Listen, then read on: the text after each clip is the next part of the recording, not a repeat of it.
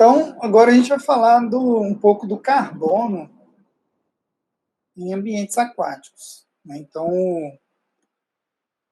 carbono, né, e oxigênio, carbono e oxigênio são, se a gente lembrar lá do ciclo do carbono e tudo, eles são interrelacionados, né? Existe uma relação entre eles, né, tanto em ambientes terrestres. Então, imagino que você já deve ter visto aí no ensino médio, outras disciplinas também, às vezes em ecologia, biologia, fala de ciclo do carbono e tal, né, em ambientes terrestres, mas em ambientes aquáticos também, né, é muito parecido. Existe uma relação entre carbono e oxigênio. Claro que no ambiente aquático tem um limitante, né, a gente tem um limitante que é o teor de oxigênio dissolvido na água.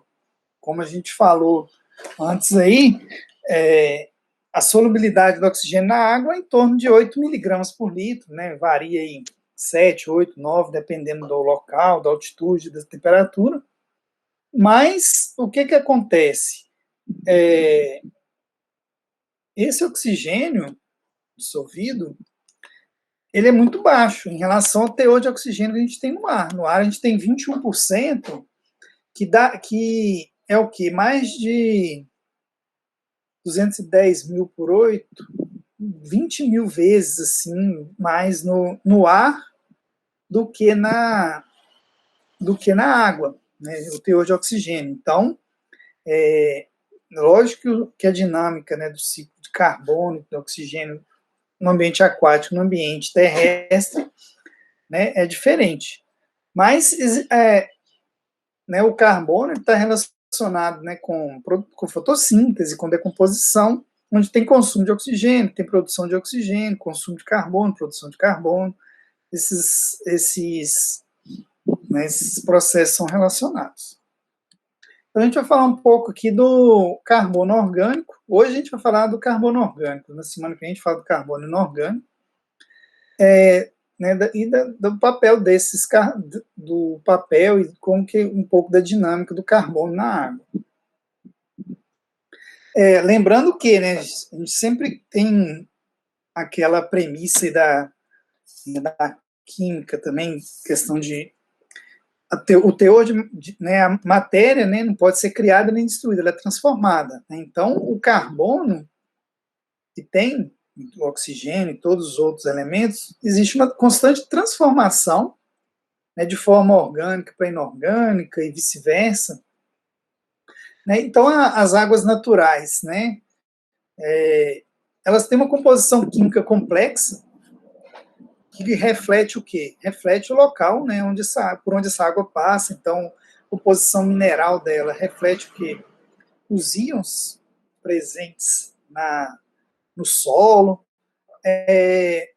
a composição, a cobertura vegetal, né, que as folhas que caem, tudo isso que chega em rios, em lagos, vão influenciar na composição química dela. O uso do solo, né, o uso do solo na bacia hidrográfica, né, então um rio, um lago, a bacia onde ele se encontra, a bacia hidrográfica, né, todos os afluentes que drenam para um determinado corpo d'água, vão refletir de alguma forma, aquela água vai refletir de alguma forma o uso da bacia.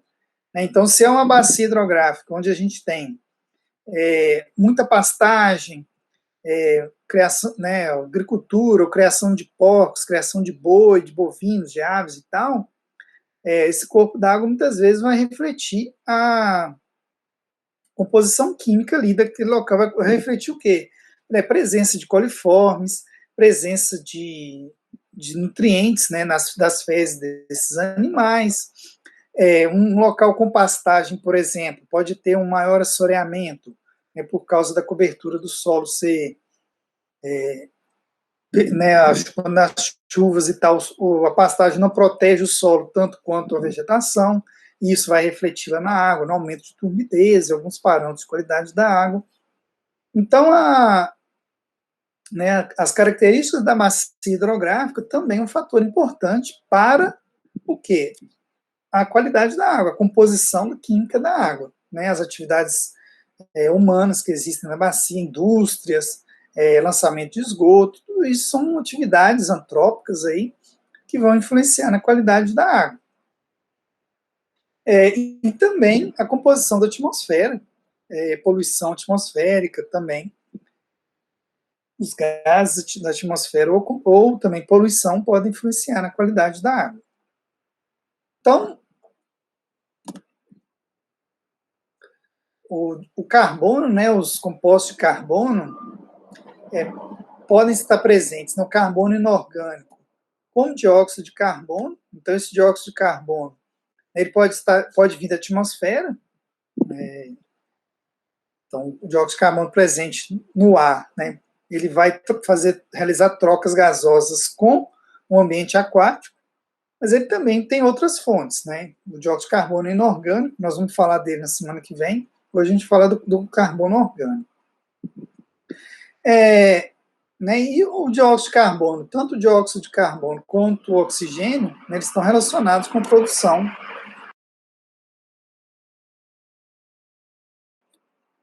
de matéria orgânica.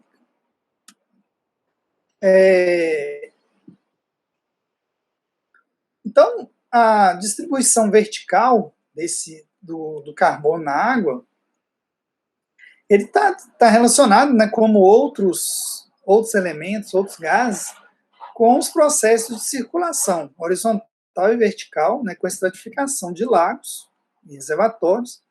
E no caso de rios, né, isso a gente não tem essa influência como a gente tem lagos reservatórios da estratificação, né, mas o rio tem uma constante mistura, mas em lagos reservatórios a gente tem a estratificação influenciando na distribuição vertical, né, desse carbono.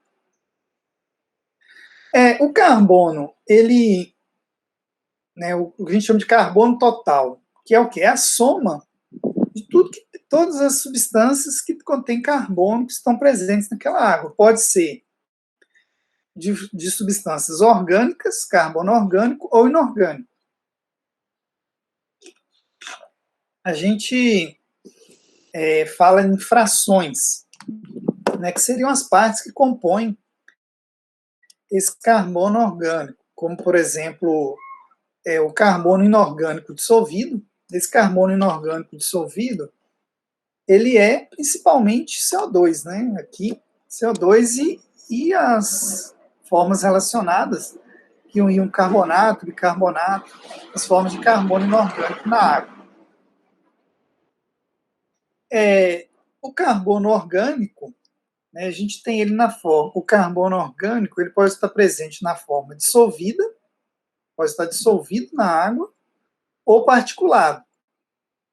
Né? Então, a gente vai falar um pouquinho mais para frente dessa dinâmica aí, mas a gente tem o carbono orgânico, ele pode estar dissolvido na água ou particulado, né? Na forma de partículas, que tem origens no próprio ambiente aquático, ou podem chegar ao ambiente aquático tendo origem no ambiente terrestre. Então, o carbono, né, falando do carbono orgânico, o carbono orgânico total, ou seja, a soma desse carbono particulado e do carbono dissolvido, a soma dos dois, é influenciado por questões de sazonalidade. Sazonalidade tem a ver com o que, né? Por exemplo, chuvas, né? Chuvas. Por exemplo, no período de chuvas, a gente tem uma maior entrada de material, né, de carreamento do solo, por exemplo. No período chuvoso, a gente tem maior carreamento de material para o corpo hídrico. Então, esse carbono que vem de fora, né, que vem, por exemplo, folhas de árvores que caem no chão, e quando tem, por exemplo, uma chuva, tem uma enxurrada, leva essas folhas para dentro do rio, para dentro de um lago, por exemplo. Essas folhas elas, né, são o quê? São carbono na forma orgânica, né? Por exemplo, folhas. Vou dar um exemplo. Um exemplo são folhas. Esse carbono não é uma outra fonte também de carbono orgânico que pode ser levado até o lago. O solo, o próprio solo, né? O solo ele tem, né, camada, né, o horizonte superficial aí do solo, ele tem, né, um teor de matéria orgânica variável de acordo com o local, mas a matéria orgânica. E quando esse solo, por exemplo, ele esfriado e chega até no corpo hídrico, ele está né, há uma introdução de carbono. O carbono está chegando ali. Esse carbono que vem de fora, a gente chama de halóctone. Quer dizer o quê? É o carbono que vem de fora do corpo hídrico. E o que é produzido no próprio corpo hídrico é o carbono orgânico autóctone, por exemplo, pela fotossíntese, né? Então, por exemplo, aqui na fotossíntese, o carbono, né, tem a produção de carbono orgânico e ele a gente chama de autóctone, é o processo interno do corpo hídrico.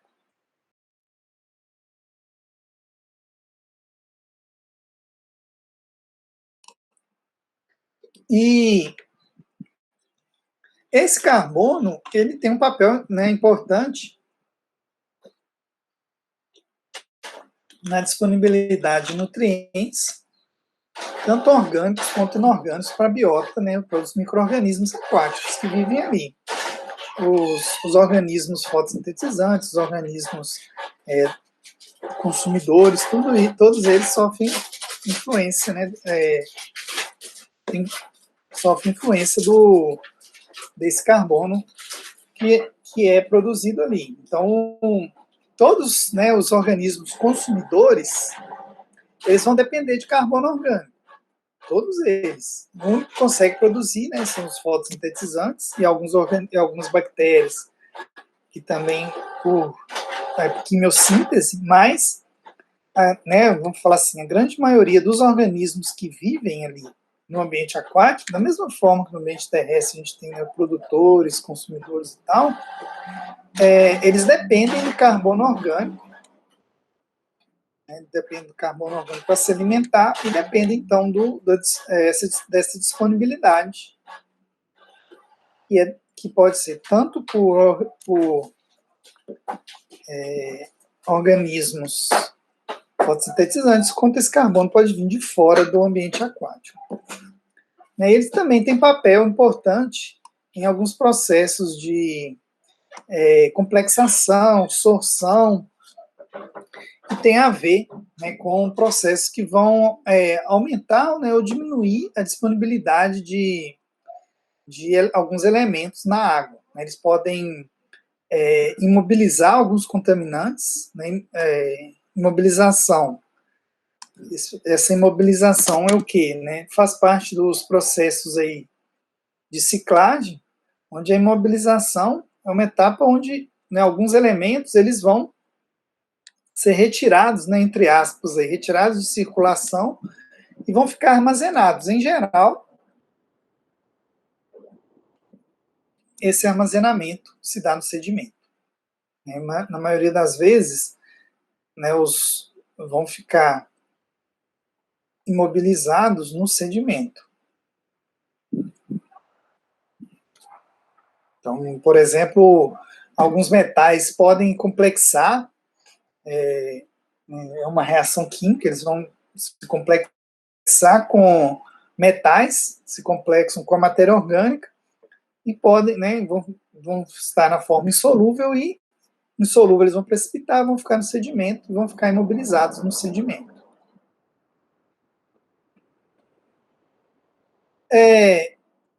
Dentre essas substâncias orgânicas, né, uma que tem, né, que é muito comum, são as substâncias úmicas. Substâncias, quando a gente fala de substâncias úmicas, é um termo genérico, que se refere a várias substâncias químicas, mas né, quando a gente fala de qualidade da água, são substâncias orgânicas de origem biogênica, né, de origem biológica, que ocorrem naturalmente, de grande heterogeneidade, né, isso que eu comentei, tem são várias substâncias diferentes, amarelas e pretas de alto peso molecular e refratárias. Então, essas substâncias úmicas, elas são principalmente da decomposição da matéria orgânica, decomposição de folhas, por exemplo, de troncos de árvores, de matéria orgânica presente no solo. São substâncias que têm uma fórmula molecular, né, de alto peso molecular, quer dizer o quê? Né? São substâncias químicas complexas, né, são naturais, mas são fórmulas químicas, são compostos químicos complexos, que muitas vezes conferem uma cor amarelada ou escura à água. Então, muitas vezes a gente vê um lago natural, por exemplo, um rio natural, e um lago, um rio natural, que ele, mesmo um ambiente protegido, né, por exemplo, dentro até de um parque, por exemplo, um parque natural e tudo, ele tem uma coloração escura. E essa coloração escura pode ser, muitas vezes, devido a essa matéria orgânica aqui em decomposição. Né? São substâncias orgânicas, restos de folha, o próprio solo, que chegam até a água e no processo natural de decomposição dela, de solução, e elas vão se dissolvendo ali na água, elas conferem essa cor escura, amarelada ou preta à água. Então, esse termo substâncias úmicas é um termo, como eu disse, um termo genérico relacionado a essas substâncias orgânicas, né, dissolvidas na água, que tem essas características. E refratárias quer dizer que elas são de difícil decomposição. Né, esse termo aqui, o termo refratário, significa, significa dizer que essas substâncias elas são de difícil decomposição pelos micro-organismos, né? Então os micro-organismos naturalmente presentes ali vão ter uma certa dificuldade para decompor essas substâncias.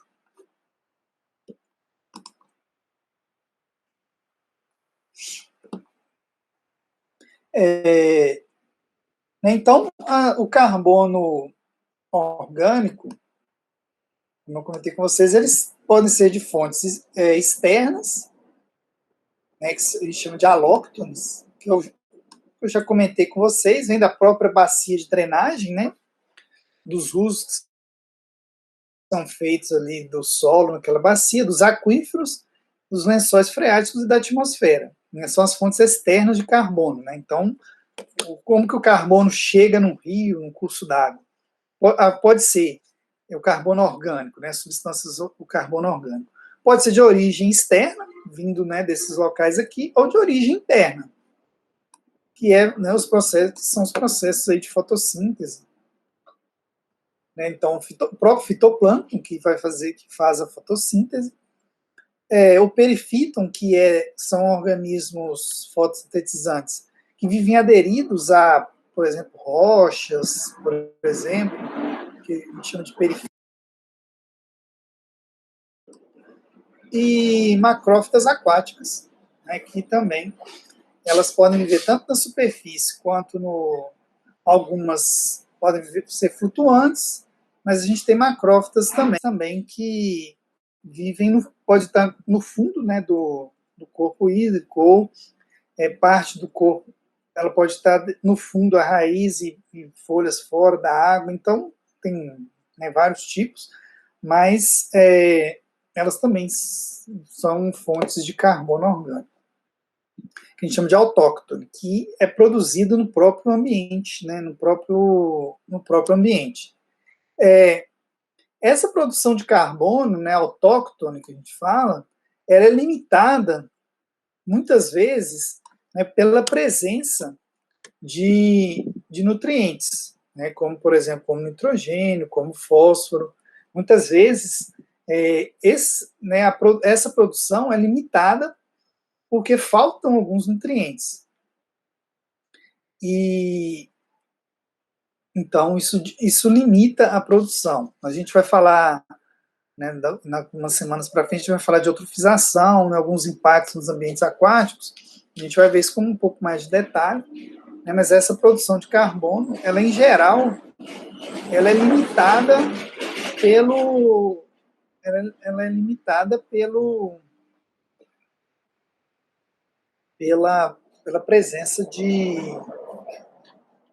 nutrientes na água, principalmente esses dois aqui, o nitrogênio e principalmente o fósforo. Então, nesse slide que a gente tem aqui as entradas, fluxo e saída de carbono da água, né? Isso que eu comentei, né, alguns pontos que eu comentei. Então, por exemplo, as macrófitas, né? São pontos de entrada de carbono, onde a gente tem a fotossíntese, essas né, plantas aquáticas, elas fixam o carbono, então é um ponto de fixação de carbono. Esse carbono pode vir do exterior, ser extraído aqui pelo solo, né, e entrar como COD, carbono orgânico dissolvido, carbono orgânico particulado. Tem a ver com as partículas mesmo, tem algumas substâncias que vão estar dissolvidas na água, outras vão estar em suspensão, que é esse carbono orgânico particulado. Tem um monte de setinha aqui, a gente pode ver. Então, o que acontece aqui?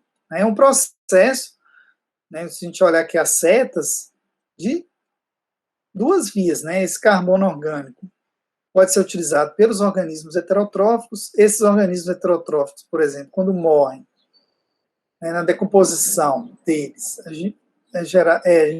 gente tem carbono orgânico particulado e também o carbono orgânico dissolvido. Esse material, né, tanto em suspensão quanto dissolvido, né, por exemplo, o carbono orgânico pode complexar, né, pode reagir, vamos falar assim, com algumas substâncias na água e precipitar, ir para o fundo, ir para o sedimento.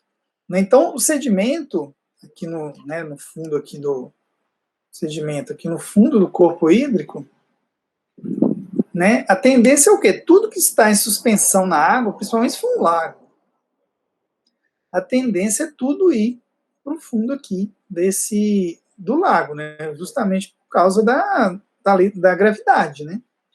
Então, substâncias aqui ou partículas de suspensão, com a gravidade, isso vai para o fundo aqui. Só que, né, essas substâncias não ficam no fundo para sempre. No sedimento, a gente tem processos, em geral, né, grande parte deles anaeróbios, com a presença de bactérias, né, micro-organismos que vão decompor, por exemplo, essa matéria orgânica, converter em CO2 ou em metano, a gente vai falar de metano daqui a pouco, e esse carbono volta para a coluna d'água, né, outros organismos aproveitam e fica, né, há um processo contínuo de circulação, né, carbono, né, algumas substâncias, algumas partículas chegam, né, precipitam até o fundo, outras são metabolizadas e a gente chama de ressuspensão, ressuspendidas na água. Então, o sedimento geralmente é o quê? É o local que é mais rico, né, em nutrientes, em matéria orgânica no corpo hídrico, justamente porque, pela gravidade, né, tudo que chega ali, por exemplo, um lago, um reservatório, vai chegar, acaba indo para o fundo, né, tanto de um lago quanto de um rio também. Né, em um rio, por exemplo, a gente está falando de matéria orgânica, mas no fundo de um rio também, principalmente aquelas regiões que o rio ele tem, né, a água segue com uma velocidade mais lenta, né, nas regiões de planas, né, que a água vai mais lenta, acontece a deposição de partículas inorgânicas, como argila e tudo, mas também partículas orgânicas, de material orgânico, que vai sendo carregado ali no rio e vai para o fundo. Então, o sedimento, né, é o destino final, né, o fundo aqui, o sedimento é o destino da maioria das substâncias. Só que o sedimento, essas substâncias, elas não ficam para sempre. É lógico que a dinâmica é diferente, é muito mais lento, né, o processo de ressuspensão e tudo, mas as partículas elas vão para o fundo do corpo d'água. Essas partículas orgânicas e também inorgânicas e ficam, né, entre aspas, armazenadas ali no sedimento. Essa outra imagem aqui fala das transformações, né, do carbono no ciclo aquático. Então, o que acontece, né, complementando aquele slide anterior, na coluna d'água, a gente tem a coluna d'água, né, ela é aeróbica. Então, na coluna d'água, a gente tem a presença de oxigênio dissolvido na água. É lógico que essa não é exatamente a mesma, né, na superfície e no fundo, mas há oxigênio dissolvido. Ao contrário do sedimento, onde o sedimento ele é, na grande maioria das vezes, anaeróbico. Quer dizer o quê? No sedimento a gente não tem no sedimento partículas não, a gente não tem, no sedimento, né, a gente não tem oxigênio dissolvido. Ou o oxigênio, se tiver presente, ele vai estar presente na camada mais superficial do sedimento. Nas camadas mais profundas do sedimento, a gente não tem oxigênio. Então, os processos que acontecem aqui no sedimento vão ser o quê? Na ausência de oxigênio. Então, vai acontecer o quê? Processo de fermentação, de metanogênese, que é a produção de metano, vão acontecer no sedimento. Então, umas 2 ou 3 semanas atrás, eu dei um artigo para vocês, né, que falava sobre a emissão de metano em hidrelétricas, né? Então, esse metano é formado onde? É formado no sedimento, devido ao quê? À ausência de oxigênio, presença de matéria orgânica, e esse metano, ele na decomposição dessa matéria orgânica, em condições anaeróbicas, há a produção de metano. E esse metano, ele, muitas vezes, ele é liberado para a superfície da água, né? Então, há a formação de bolhas, esse metano vai sendo acumulado, vai formando uma bolha, e chega num ponto que essa bolha sobe, vai até a superfície do lago, e é liberado. Então, não sei se algum de vocês já teve a oportunidade de ficar próximo ao lago, um reservatório. De vez em quando sai uma bolha na superfície. E essa bolha, né, é devido à produção de metano. Também CO2 pode ser produzido, né? O metano ele é produzido no processo fermentativo, a gente tem produção de metano junto com CO2. Então ele também pode sair, né, sair na superfície, né, do corpo hídrico.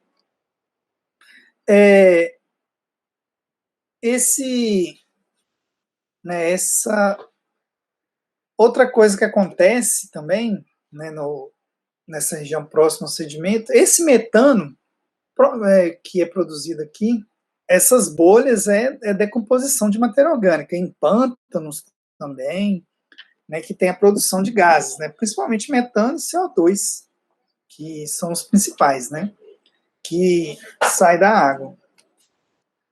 Mas isso, né, aquelas bolhas vêm do fundo do lago. Então, produz, né, vai tendo acúmulo e tal, de vez em quando sai uma bolha e chega até a superfície. Esse metano, parte dele também, ele ele pode ser oxidado. Alguns organismos, micro-organismos, né, algumas bactérias, elas têm a capacidade de oxidar esse metano, utilizar o metano como fonte de energia, como fonte de carbono, e oxidar esse metano CO2, né, com oxigênio, na presença de oxigênio, ele é oxidado a CO2. Né, CID aqui é carbono inorgânico dissolvido, que é o CO2 e as formas dele, carbonato, que dá da dissolução dele na água. Nós vamos falar semana que vem.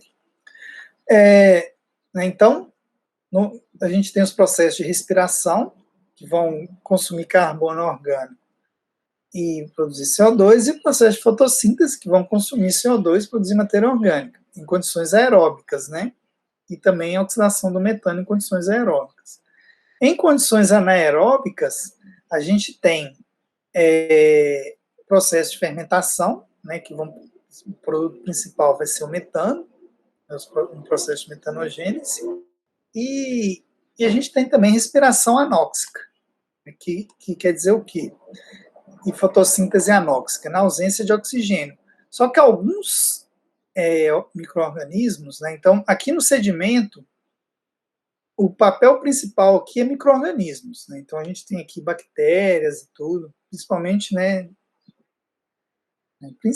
bactérias que estão presentes aqui. Então, aqui a gente não tem organismos fitoplâncton, zooplâncton, peixes, né? No sedimento a gente não tem esses organismos, basicamente porque a gente não tem oxigênio. Então, aqui a gente vai, né, aqui o papel principal aqui vai ser os micro-organismos que vão fazer o quê? Vão decompor a matéria orgânica. Tem o processo de respiração anóxica, que quer dizer o quê? Que os micro-organismos vão realizar a respiração, só que eles não vão utilizar oxigênio, eles vão utilizar alguns outros, a gente chama de receptores finais, como nitrato, por exemplo, NO3- é nitrato, ou sulfato. Está no ciclo do nitrogênio, ciclo do enxofre. Esses micro-organismos vão utilizar essas substâncias, né, e vão produzir, por exemplo, nitrogênio, também um gás, né? Essas bolhas também podem ser nitrogênio, também compor, né? Pode fazer parte dessas bolhas que saem na superfície, né? Nitrogênio, enxofre pode ser produzido em condições anaeróbicas. Tem um tipo de fotossíntese que se chama fotossíntese anóxica, caso chegue luz, né? Pode ser também realizado na ausência de oxigênio. Então, assim, os processos que acontecem, né, com relação ao carbono, basicamente são esses, né? Tem a produção de carbono, o consumo de carbono e a fonte, né? De onde que ele vem, o carbono orgânico? Ele vem, produzido no próprio ambiente aquático, através da fotossíntese, ou ele vem de fora, né? Através de, como eu falei, folhas de árvores que caem, macrófitas aquáticas que produzem matéria orgânica, ou o solo, né, quando chove, lixivia matéria orgânica do solo, tudo isso influencia, né, na composição da água. E essa matéria orgânica ela é importante porque, vou dar um exemplo, né, no tratamento de água, quando a gente fala do tratamento de água, a presença de matéria orgânica na água, ela pode conferir cor à água, né, deixar a água com cor. Isso pode ser um problema para a população que consome, porque a população pode rejeitar aquela água porque ela está com cor, né? Ela apresenta cor, ou então,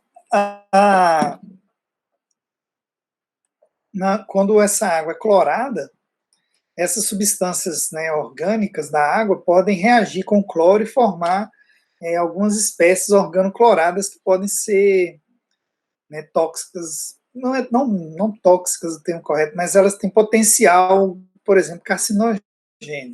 Então, né, a matéria orgânica, do ponto de vista do tratamento de água, não é desejável, né?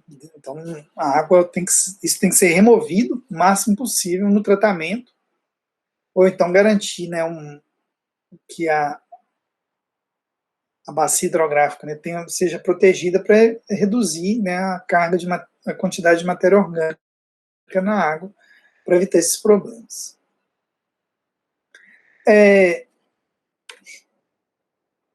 Isso aqui, né, o papel do sedimento, eu já falei no slide anterior, basicamente é um resumo do que foi falado. No sedimento também, né, esse aqui está representando o sedimento, essa cor aqui Azul é a coluna d'água, que é aeróbica, então ela tem oxigênio. E o sedimento, onde a gente tem, né, processos, por exemplo, que tem pouco oxigênio e também a presença do íon nitrato. E no sedimento, na ausência de oxigênio, a gente já tem a presença de outros compostos, como, por exemplo, amônia e tudo. Lembrando que os micro-organismos, né, que utilizam o nitrato como aceptor final de elétrons, né, no processo de respiração anaeróbia,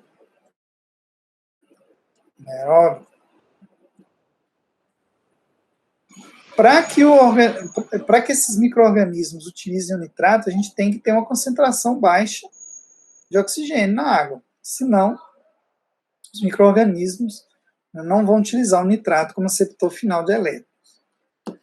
Então, no sedimento acontecem vários processos, né, devido à ausência de oxigênio, que vão determinar essa questão da presença de quais substâncias que vão ser consumidas ou liberadas, dependendo, né, da presença ou não do oxigênio. O oxigênio ele manda muito, né, no ambiente aquático, a presença ou ausência dele vai determinar os processos metabólicos que vão acontecer ali.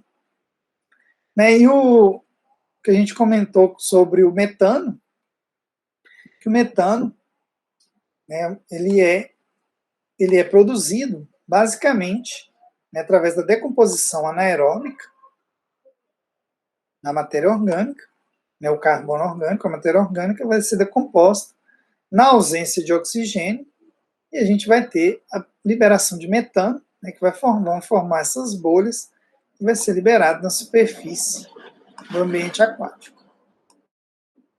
Então, é um ponto bastante relevante, né, por exemplo, voltando àquele artigo que eu passei para vocês, é uma preocupação que se tem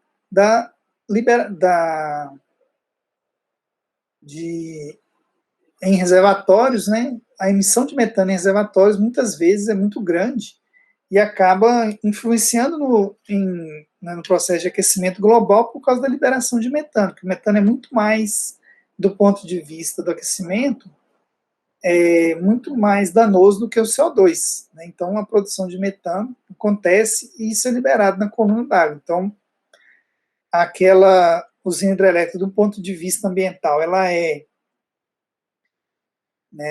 boa porque ela é uma energia renovável, mas, por outro lado, também a gente tem a emissão de metano, que acaba sendo, né, prejudicial ao meio ambiente no aspecto do efeito estufa.